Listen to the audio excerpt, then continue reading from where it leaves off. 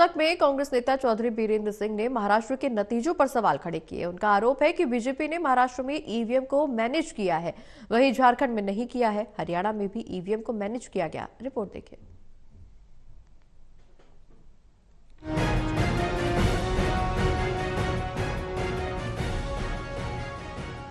हरियाणा में विधानसभा चुनाव में आए नतीजों के बाद शुरू हुआ ईवीएम राग अब तक शांत नहीं हुआ था कि एक बार फिर महाराष्ट्र में एनडीए की बम्पर जीत ने कांग्रेस को एक बार फिर सवाल उठाने का मौका दे दिया है।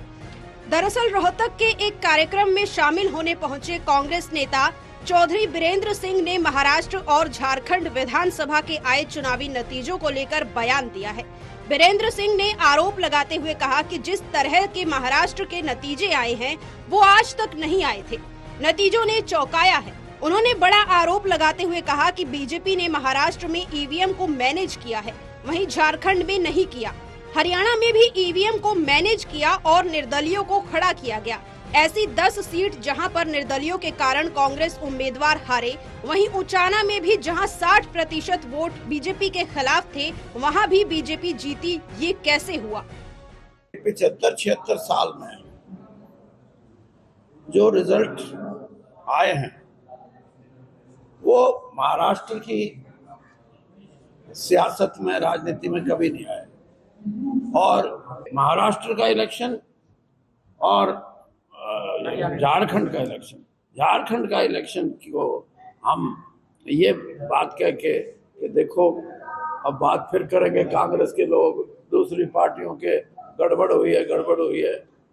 झारखंड में क्यों नहीं हुई? झारखंड में कराई नहीं आपने, ताकि आपकी क्रेडिबिलिटी बनी रहे। और महाराष्ट्र काबू करना था, झारखंड थोड़ा काबू करना था। चौधरी बीरेंद्र सिंह ने आगे आरोप लगाते हुए कहा कि बीजेपी ने ईवीएम के साथ धन बल का भी प्रयोग किया।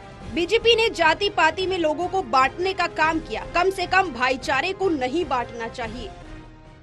ये जो सोच है कि जातीय आधार पे हम इधर वोट दें, जातीय आधार पे वो उधर दें, ये इसके लिए लड़ना पड़ेगा।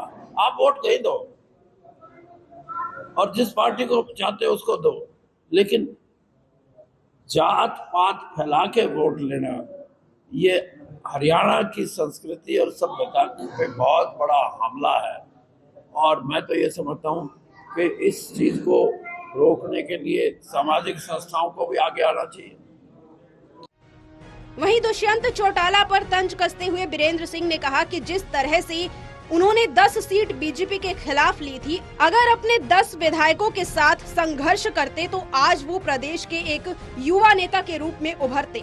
नाम कमा लो या धन, 15 साल पहले रोहतक ने इनके परिवार को नकार दिया था, अब प्रदेश ने भी इन्हें नकार दिया।